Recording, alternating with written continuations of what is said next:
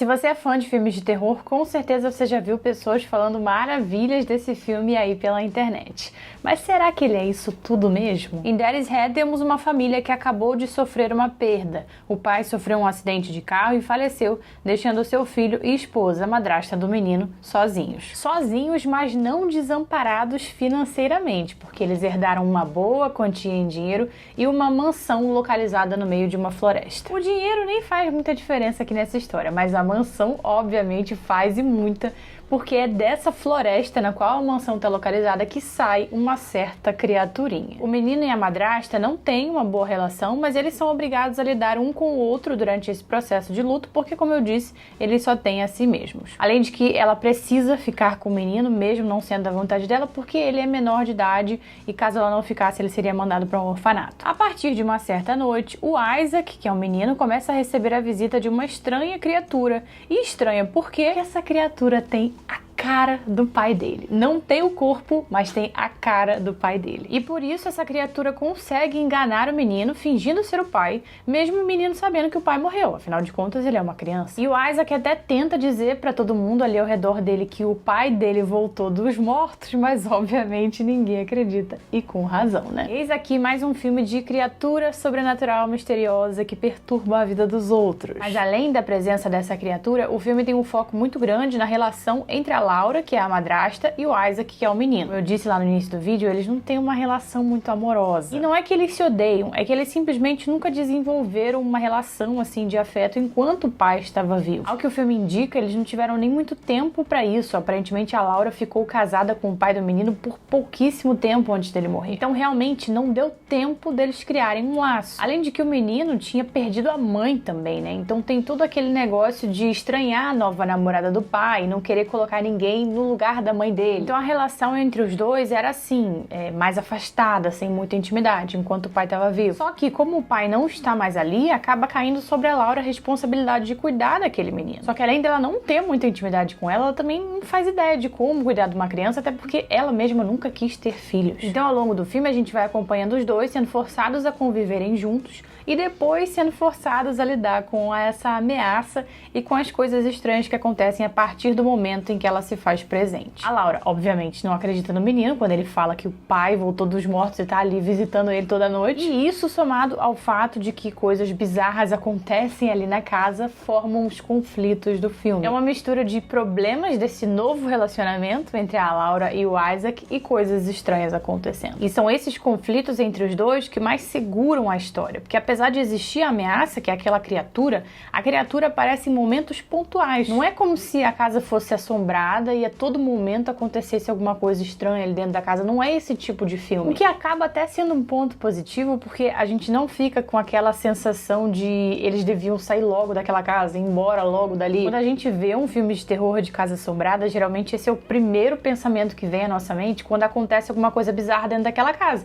A gente pensa, cara, se fosse eu ali, já tinha ido embora há muito tempo. Não é exatamente assim em Daddy's Head, e isso se deve exatamente pelo fato de que existe uma dosagem na quantidade de vezes em que a criatura aparece e a forma como ela aparece. Que não é nada escancarada, ela vai aparecendo aos pouquinhos, desenvolve aquele clima misterioso bem devagar. Inclusive eu já aproveito para dizer que esse aqui é um filme que se desenvolve de uma maneira lenta se você só estiver interessado em saber da criatura. Se você conseguir se envolver com a história como um todo, ou seja, com o relacionamento entre a madrasta e o menino, o luto que eles estão passando e tal, aí ok. Mas se você for aquele tipo de pessoa que só vai dar play no filme querendo ver a criatura, só querendo saber da criatura, eu acho que o filme vai passar de uma forma muito lenta pra você. Ou melhor, se você for o tipo de pessoa que só gosta de filmes de terror com ritmo frenético, acho que você não vai curtir muito não. Porque ele é muito mais um mistério que vai construindo o suspense bem aos pouquinhos. Inclusive, eu não acho que ele seja um filme que dê medo. Pelo menos em mim ele não deu. O efeito que ele causou em mim foi o de atiçar a minha curiosidade, mexer com a minha imaginação e tentar sempre ver mais da criatura, porque ela sempre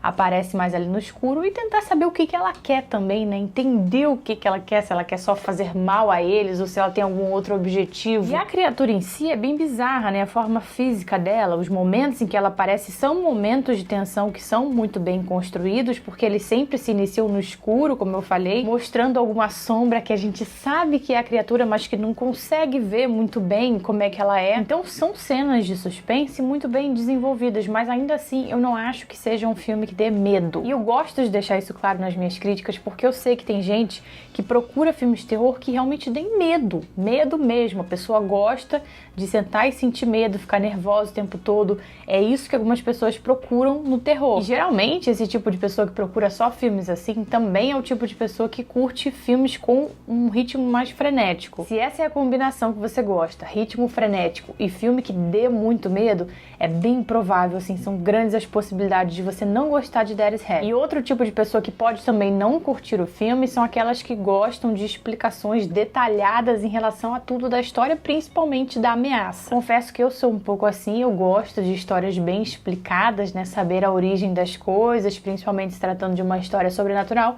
mas eu também sei que em algumas histórias não cabe isso. No caso de Dead is Head é interessante que você saiba que você não vai ter muitas explicações em relação à criatura, mas não pense que por isso se trata de um terror psicológico, porque não é. A criatura de fato existe e ela é uma ameaça física. Existem cenas de confronto físico com ela. Eu tô falando isso porque quando eu comecei a assistir, eu tava jurando que ele seria igual aquele filme, vou falar o nome pra não dar spoiler pra quem nunca viu, em que a criatura no final não existia exatamente, né? Que era só uma metáfora pro luto. Não é o caso de Dead is Head. Aqui a gente tem um terror sobrenatural mesmo. Nada que você vai precisar ficar analisando no final se foi metáfora pra alguma coisa. Mas também não se engane quando eu digo que existem confrontos físicos com a criatura, achando que vai ter um banho de sangue, porque também não tem. Dead is Head não é um terror psicológico, mas ele se desenvolve como se fosse. Então espere basicamente um mistério que mistura luto e relações pessoais a uma ameaça sobrenatural que vem se revelando aos poucos. Agora, opinião pessoal em relação a ele. Eu curti,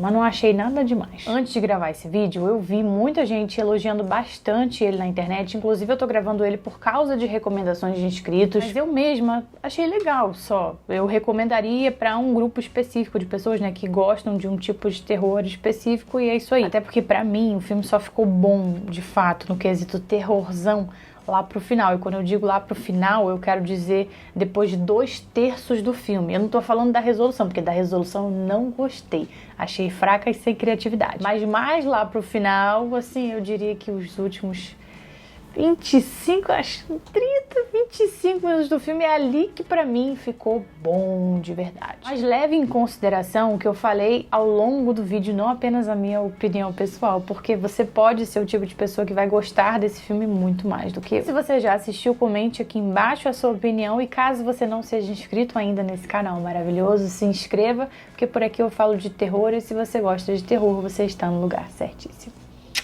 Beijinhos e até a próxima.